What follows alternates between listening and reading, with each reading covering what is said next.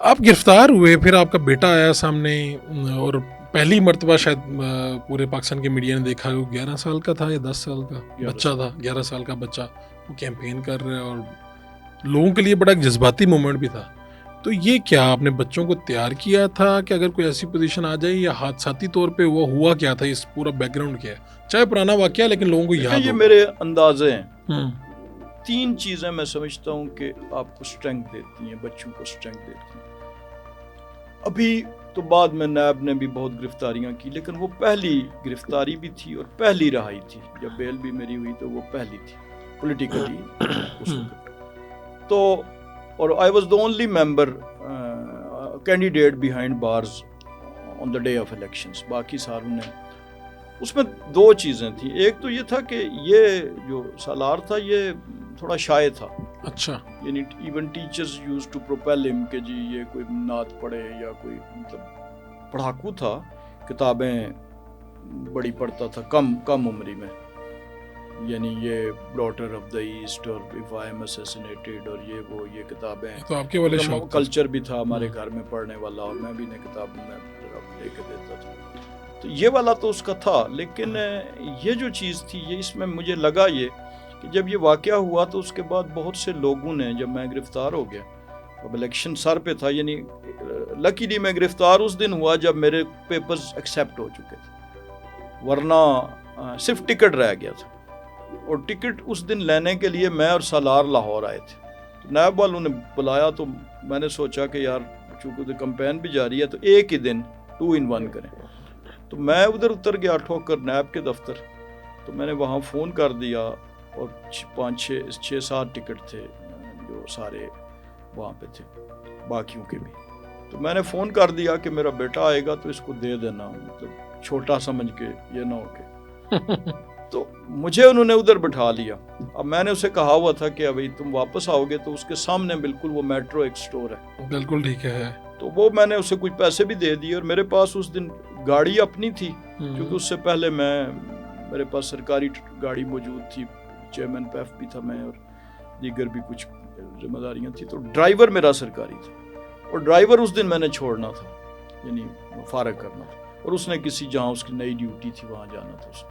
تو وہ اسے میں نے کہا بھائی تم میٹرو میں آ جانا، یہ تمہیں وہاں لے آئے گا، اور وہاں سے تم میں جب فارغ ہوں گا تو تم پہلے آگے. شدید گرمی تھی، 25 جون تھا شدید. تو وہ ٹکٹ لے کے آ گیا، تو وہ بیٹھ گیا میٹرو میں، اور مجھے انہوں نے اندر بٹھا لیا، اور بس کہیں ابھی آپ کو بتاتے ہیں. وہ میں نے انہیں کہا کہ میرا بیٹا ہے باہر، بچہ ہے، تو مجھے فون کہیں سے کرنے دیں، کیونکہ فون وہ نیب میں ویسے ہی ملاقات کے ٹائم جمع ہو جاتے ہیں. اور نو بڈی الاؤڈ می نا کہ وہ بار بار کہیں بس ابھی آپ کو فارغ کرتے ہیں. اور بٹھا لیا اور بیٹھے رہے. جب وہ 3 بجے، اصل میں دے ور ویٹنگ فار دا ٹائم کہ جی کورٹ ٹائم ختم ہو، کیونکہ اریسٹ کریں تو پھر وہ پیش ضمانت نہیں پیش کرنا پڑتا ریمانڈ کے لیے، تو وہ دوسرے دن پیش کریں. اوکے وہ ٹائم آپ پاس ہو جائے گا 3 بجے تک. تو وہ کہیں ادھر چلا گیا. اس نے جو اس کے پاس کوئی پیسے تھے، اس نے وہ 1-2 چیزیں لی. اس نے میرے لیے اور اپنے لیے وہ ڈیل لی KFC کی برگرز 2. تو وہ اپنا تو جب اسے بھوک لگی کھا لیا، انہوں نے مجھے الاؤ نہیں کیا. تو وہ رات کو مجھے 10 بجے 5-6 بجے وہ جب میں ادھر پہنچا سیل میں، تو وہ مجھے ٹھنڈا وہی دینے آ گئے، وہ کہیں کہ آپ کے لیے اندر تو نہیں انہوں نے آنے دیا، بہرحال وہ دے گئے. لیکن وہ جو کانفیڈنس تھا اس کی وجہ شاید یہ تھی کہ دیکھیں نا، باقی کسی کو نہیں پتا ہوگا کہ آپ کے گھر میں کیا ہے، کیا آیا، کیا چلتا ہے. گھر والوں کو تو پتا ہوتا ہے. تو اس وقت ہمارے سول سرونٹس کچھ دوست تھے، کچھ دیگر دوست تھے، تو وہ گھر والوں کو مشورہ دے رہے تھے کہ آپ گھر بند کریں اور کہیں اور چلے جائیں اور چھوڑیں ان چیزوں کو، یہ تو 10 سال باہر نہیں آنا. اچھا، اس وقت ماحول تو ویسے اسی طرح کا تھا اس وقت تھا.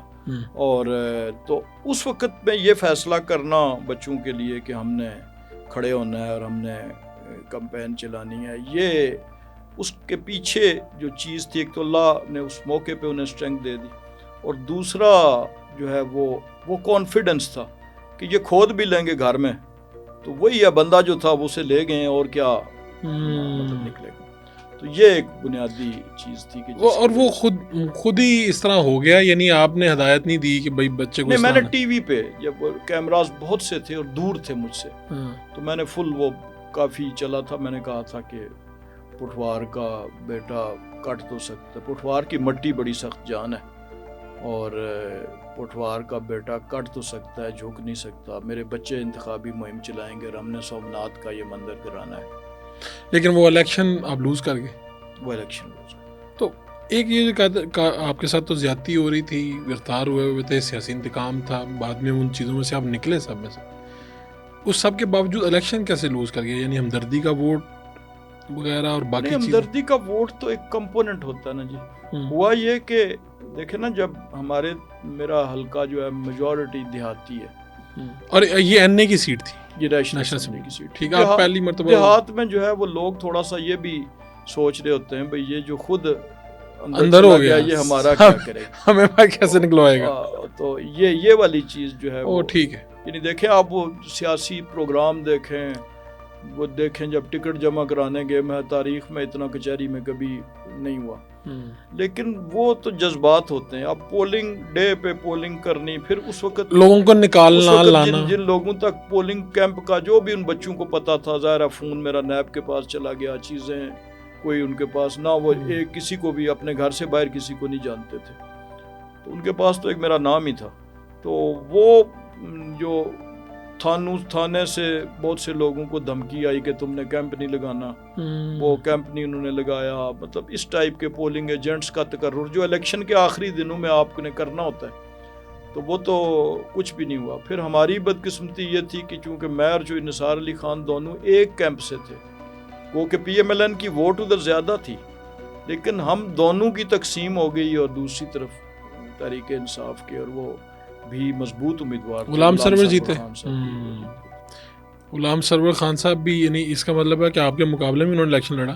ان کا مجھے جب بھی ان کا نام آتا ہے مجھے ایک بیان یاد آ جاتا ہے ان کا, اس کی وجہ سے پاکستان کو بہت نقصان پہنچا. وہ جو پائلٹ والا بیان تھا, اور بدقسمتی یہ ہے آج آپ کی حکومت ہے اور ان کے خلاف آپ کے وزراء بولتے ہیں, لیکن ان کو کٹہرے میں لانے والا کوئی نہیں ہے. دیکھیں اتنا نقصان کہ کتنے ہی سال پاکستان کے پائلٹ کوئی انٹرنیشنل ایئر لائن نہیں چلا سکے. دیکھیں وہ بات یہ ہے کہ اگر اسٹرکٹلی قانون پہ جائیں تو اب کوئی بھی فرد, مثلا آج کی بہت سی مثالیں ایسی موجود ہیں, آپ اپنے اداروں کو, آپ اپنی جتنی یعنی انسٹالیشنز ہیں ان کو زبانی طور پہ آپ ان کو مشکوک کر دیں, تو اس کو شاید کٹہرے میں لانا لیگلی ممکن نہ ہو.